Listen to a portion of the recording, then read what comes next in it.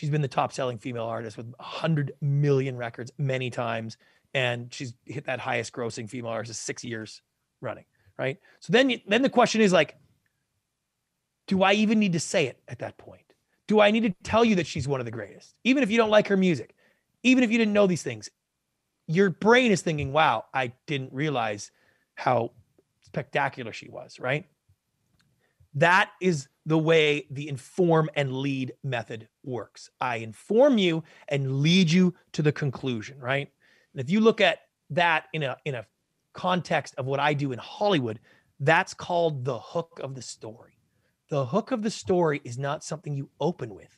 You don't tell somebody the greatest conclusion of your pitch.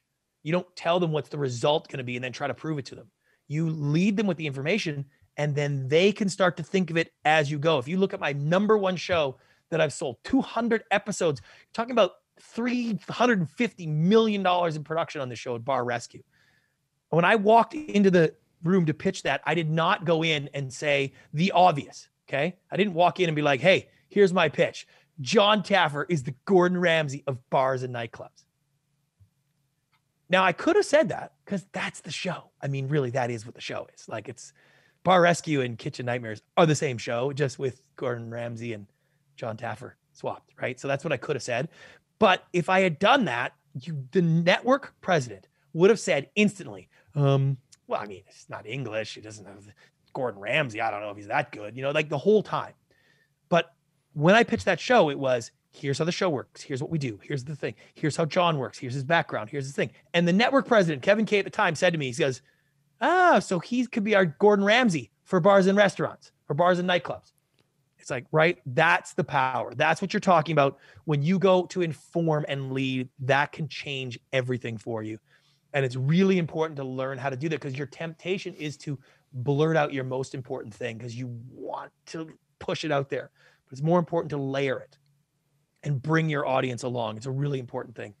At the end of the day, what you're going to find in the marketplace is simplicity is power, right? And I say this so often.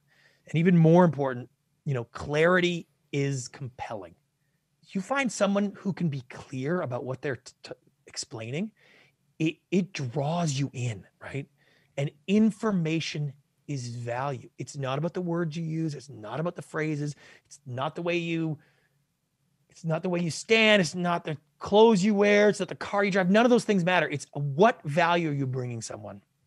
And I use this story.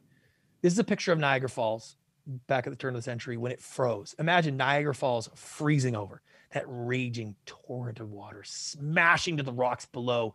This screaming, angry water just stops, right? And what was interesting, in the town of Niagara at that time, about 5,000 people live.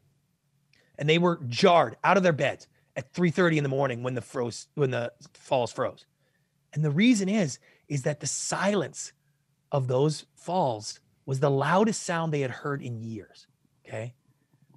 And that's what you're dealing with today. Marketing, promises, clickbait, ads, over-promising, under-delivering. That is a raging torrent of rapid mashing who gives a crap on the rocks below. And your audience just tunes it out. And if you can cut through that and speak clearly and not oversell and not overpromise and not feel like you need to push your agenda, it will cut through the clutter and change what you do.